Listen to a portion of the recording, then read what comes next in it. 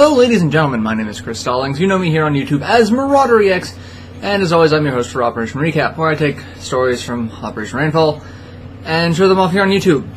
I do this thing. We go over this every week. Why must you consistently ask me these questions to which I know the answers? Anyway, just a couple of stories this week. Two actual stories and one I'm going to rant, so look forward to that. First one is, Natsume talks about Neverland Soft and the Lufia series. Two things that they've had, a hand in throughout the course of their career. Natsume, I've always pronounced it Natsume, but probably Natsume. Anyway, they worked with Neverland Soft on bringing the Lufia title on the Game Boy Color, and several of the Rune Factory games, having them localized. So they worked very closely with Neverland. So they actually went on record stating how sad they were to see that Neverland was closing, and that they wish the best for their employees, and hope to see them in the industry soon.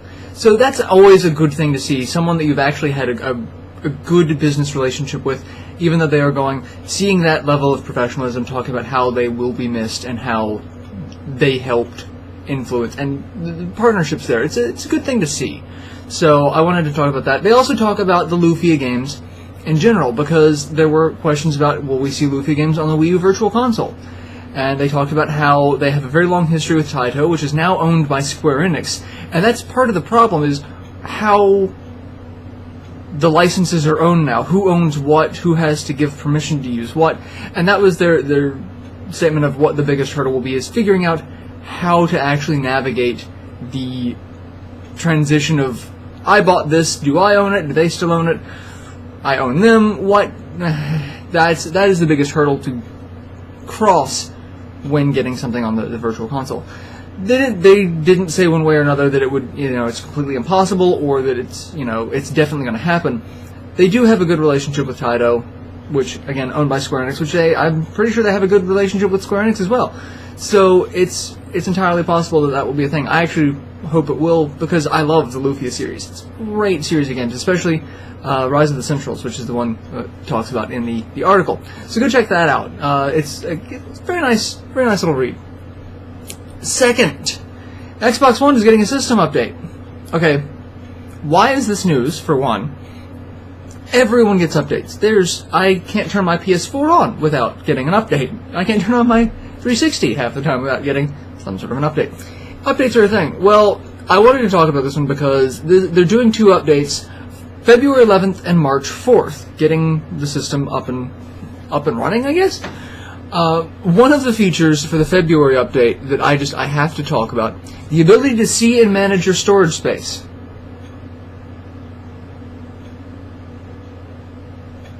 Why was that not standard? I can do that on any console.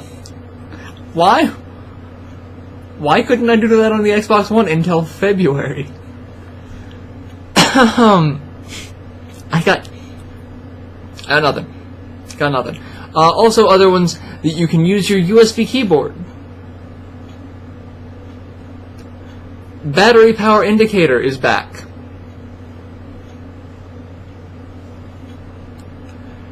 These are all things that really should have just been day one. I'm not going to lie about it. But these are things that are happening with the Xbox One. And it could be the possibility that it was due to the Xbox, 180? And yes, that was a pun. About the system hardware and architecture, how it was going to originally play out, and when fans, rebelled and they changed it to what it is now. That could be part of the problem, that it was just they didn't have time to include this with all of the other changes that they made when they flipped the Switch that they couldn't flip, remember that? So the March 4th system update is their countdown to Titanfall. So there's a lot of information on that, but not a lot of information as to what the actual update will consist of. So you can check that out.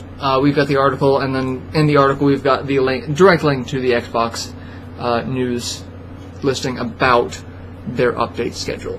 So if you have an Xbox One, go check that out. And if you have an Xbox One, please tell me how you were able to live without having any idea what was already installed on your system, please tell me that. I just can't fathom that, and I want to know if it was just anyone noticed, or if it was just as inconvenient as I think it might have been, or if I'm just spoiled by years of consoles that already did that.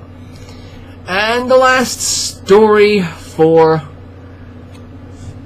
the week. So there was a rumor that Sega was doing a next-gen Sonic game, and then there was confirmation that they're not doing a next-gen Sonic game. And then they've come out saying that they're doing another Sonic game. But this one's not technically next-gen, because this is the last of the Wii U games that was a part of their exclusive contract. This is going to be on the Wii U and the 3DS, Sonic Boom. And I really, really wanted to overlay the Sonic Boom song from Sonic CD, but copyright, that's a thing, so that's not happening.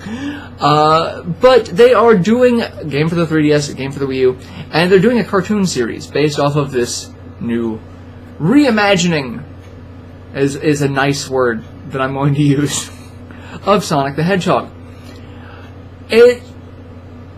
We've got the trailer up for both the show and the game. It looks like it kind of plays like Sonic Heroes in a way, because all 4 characters that are mentioned in the game are on screen at most times, each one having what looks like a different subset of abilities. The concept art of what the characters look like now, drastically different from what you have come to know from the Sonic series, for good or ill. I'm going to say I do kind of like Tails, Sonic, and Amy's design. Knuckles, however, something about him, just not entirely sure.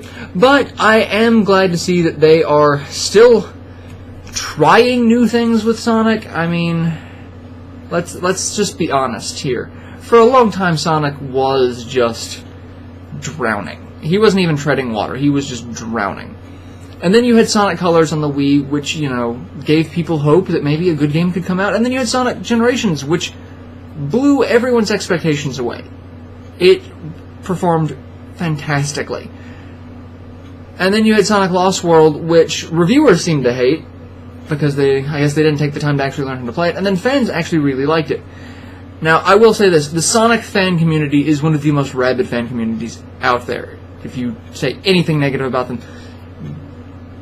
them or Sonic, they will come after you. So there is a ridiculous amount of loyalty there. So it was hard to say in that whole situation of did the reviewers just not, take the time to learn it, or are the fans just that adamant about how good the game is because they are that fan base for it. So, yeah. But I'm kind of interested to see how it plays out. I want to see actual gameplay, not just pre-rendered videos of what the gameplay can look like. I want to see how it handles what the style of gameplay is. Is it like Sonic Heroes? Is it, like one of the more modern Sonics? Is it a mixture, kind of like how we've seen Sonic Generations, where you've got the 2D, 3D sections? How does this work?